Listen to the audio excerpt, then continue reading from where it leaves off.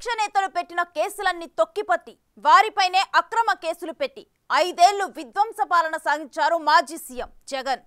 అప్పట్లో వైసీపీకి ఊడిగం చేసిన పోలీసులు ఇప్పుడు ప్రభుత్వం మారి కొత్త బాసులు రావడంతో పాత కేసుల ఫైళ్ల దుమ్ము దులపాల్సి వస్తుంది. ఆ క్రమంలో వైసీపీ నేతల అరెస్టుల పర్వం మొదలైంది. దాంతో వైసీపీ నేతలు అండర్ గ్రౌండ్ లోకి వెళ్లిపోతున్నారు. ఎన్నికల సమయంలో విధ్వంసం సృష్టించిన పిన్నెల్లి ఇప్పటికే జైల్లో ఉన్నారు. బెంగళూరు నుంచి హడావిడిగా వచ్చిన జగన్ జైలుకెళ్లి పిన్నెల్లిని పరామర్శించి వచ్చారు. జైల్లో ఎవరికెవరు ధైర్యం చెప్పుకున్నారో కానీ బయటకు వచ్చిన జగన్ ముఖ్యమంత్రి చంద్రబాబుకి వార్నింగ్ ఇవ్వటం హాట్ టాపిక్ గా మారింది.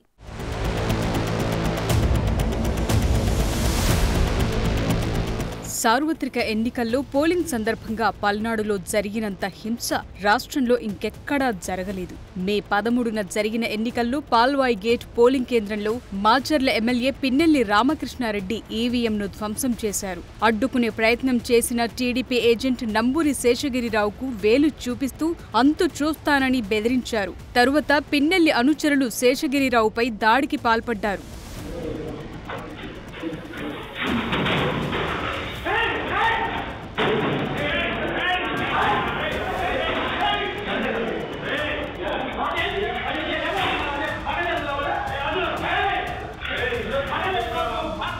అక్కడే ప్రశ్నించబోయిన మరో మహిళను పిన్నెల్లి దుర్భాషలాడారు. పదుల సంఖ్యలో అనుచరులను వెంటబెట్టుకుని పోలింగ్ కేంద్రాల వద్ద హల్చల్ చేశారు.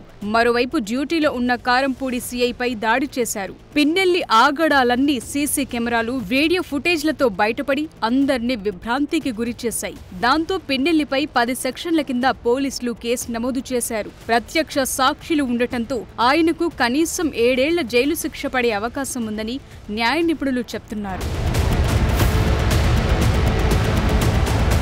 ఎన్నికల్లో పిన్నెల్లి అరాచకాలు జాతీయ మీడియాలో కూడా ఫోకస్ అయి యావత్ దేశాన్ని ఆశ్చర్యపరిచింది. అప్పట్లో అరెస్టు భయంతో హౌస్ అరెస్టులో ఉన్న పిన్నెల్లి పోలీసుల కళ్లుగప్పి తన తమ్ముడితో కలిసి పరారయ్యారు. తరువాత బెయిల్ కోసం నానా ప్రయత్నాలు చేసి చివరికి సుప్రీంకోర్టు జోక్యంతో అరెస్టై నెల్లూరు జైల్లో రిమాండ్ ఖైదీగా ఉన్నారు.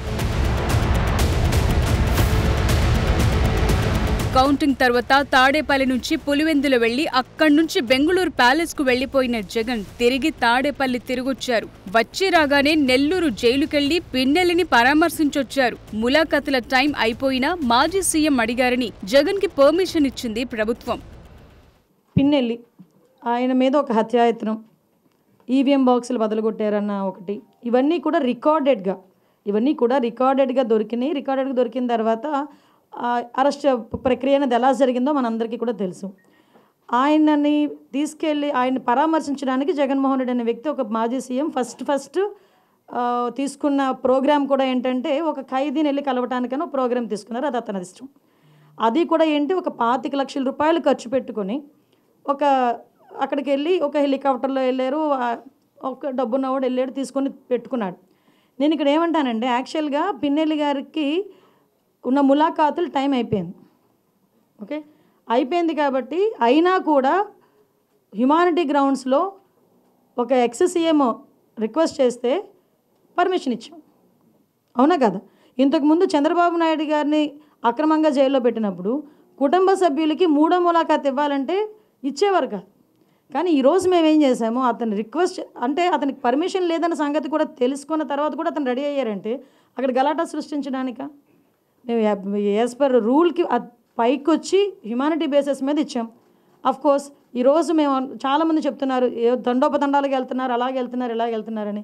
నేను ఒకసారి ప్రెసిడెంట్ ఐజీ గారితో కూడా మాట్లాడినా, అసలు ఎంతమంది ములాఖాతులు వెళ్తున్నాయి, యాజ్ పర్ రూల్ ఎలా వెళ్తున్నాయి, మేము అన్నీ కూడా మాట్లాడుకుంటున్నాం. ఆయన బయటకు వచ్చి ఈరోజు బయటకు వచ్చి అక్రమంగా అరెస్టులు చేశారు. అక్రమంగా ఏం సీసీ ఫుటేజ్ చూసిన వాళ్ళు ఎవరైనా అక్రమ కోర్టు ఇచ్చిందండి అతను అరెస్ట్ చేయమని?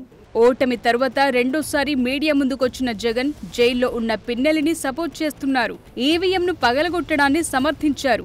అక్కడ అన్యాయం జరిగింది కాబట్టి అలా చేయాల్సొచ్చిందట.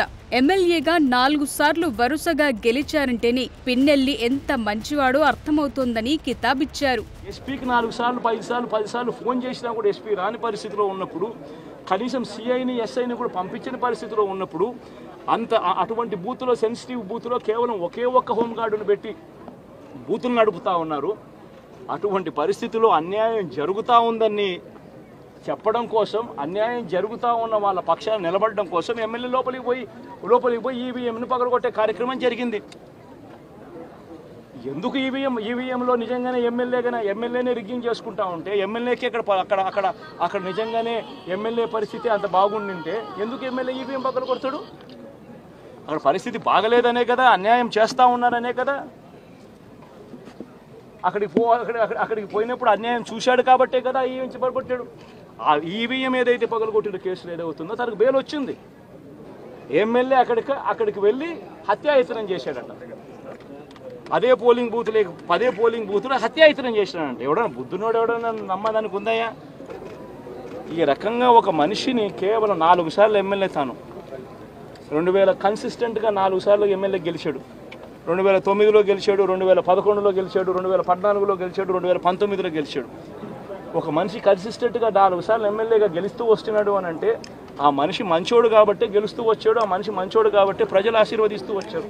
అధికారంలో ఉన్న 5 ఏళ్లలో జగన్ టీడీపీ నేతలపై బోలెడు కేసులు పెట్టించారు. క్విడ్ ప్రోకో, స్కిల్ స్కామ్ అంటూ అప్పటికి 14 ఏళ్లు ముఖ్యమంత్రిగా పనిచేసిన చంద్రబాబు నాయుడుపైనే అక్రమ కేసులు పెట్టి 53 రోజులు జైల్లో పెట్టించారు. పెట్టిన కేసుల్లో ఒక్కదాన్ని కూడా నిరూపించలేకపోయారు. ఇప్పుడేమో ప్రత్యక్ష సాక్ష్యాలతో దొరికిపోయిన పిన్నెలని వెనకేసుకొస్తూ ముఖ్యమంత్రికే వార్నింగ్ ఇస్తున్నారు.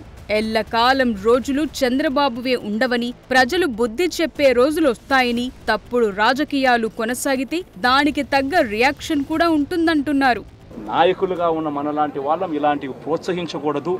ఇలాంటివి ఎవరు తప్పు చేసినా తప్పు అని చెప్పే కార్యక్రమం నాయకులుగా మనం చెయ్యాలి. కానీ దగ్గరుండి ఈ మాదిరిగా ప్రోత్సహించడం అతి దుర్మార్గమైన కార్యక్రమం. దయచేసి దీనికి ఫుల్ స్టాప్ పెట్టే కార్యక్రమం ఖచ్చితంగా చెయ్యండి చంద్రబాబు అని చెప్పి సందర్భంగా మరొక్కసారి చంద్రబాబును ఈసారి హెచ్చరిస్తున్నామని కూడా చెప్తా ఉన్నాం. ఈసారి కోరడం లేదు, హెచ్చరిస్తున్నామని కూడా చెప్తా ఉన్నాం. ఇదే మాదిరిగా జరుగుతూ పోతూ ఉంటే మాత్రం ఎవరైనా కూడా ఊరుకునే కార్యక్రమం జరగదు. రియాక్షన్ అనేది ఖచ్చితంగా ఉంటుందని కూడా చంద్రబాబు నాయుడు సందర్భంగా గట్టిగా చెప్తారు. దాంతో వైసీపీ ఉంటుందో లేదో చూసుకో అంటూ జగన్ను హెచ్చరిస్తున్నారు టీడీపీ నేతలు. ఈవీఎం పగలగొడితే తప్పేంది అననే ఒక ముఖ్యమంత్రిగా చేసిన వ్యక్తి సరే ఏం మాట్లాడుతున్నారు మీరు? నీకు ఒక ప్రజాస్వామ్యం, ఒక చట్టం, ఒక ఎలక్షన్ కమిషన్, వాటి మీద నీకు గౌరవం ఉందా అని అడుగుతుండా? అనంట ఇవన్నీ చేసి చంద్రబాబు నాయుడు రేపు అనుభవిస్తా అంట. చంద్రబాబు నాయుడు అనుభవించడు. అసలు నీ పార్టీ ఉందా? నువ్వు చేసిన పాపాలకి నీ పార్టీ ఉండదు అంటున్నా నేను. నెక్స్ట్ ఎలక్షన్స్ టైంకి వైసీపీ, వైఎస్ఆర్సీపీ పార్టీ అనేది ఉండే ప్రసక్తిలే. దాని సంగతి చూసుకో, నీ పార్టీ నిలబెట్టి దానికి చూసుకో. పిన్నెల్లి ఈవీఎం పగలగొట్టడాన్ని మాజీ సీఎం ఎలా సమర్థిస్తారని, అసలు ఆయనకు రాజ్యాంగ వ్యవస్థలపైనే గౌరవం లేదని మండిపడుతున్నారు. మరోవైపు కక్షపూరిత ధోరణి గురించి వైసీపీ అధ్యక్షుడు మాట్లాడటం విచిత్రంగా ఉందని నెటిజన్లు జగన్ ని ట్రోల్ చేయటం మొదలుపెట్టారు.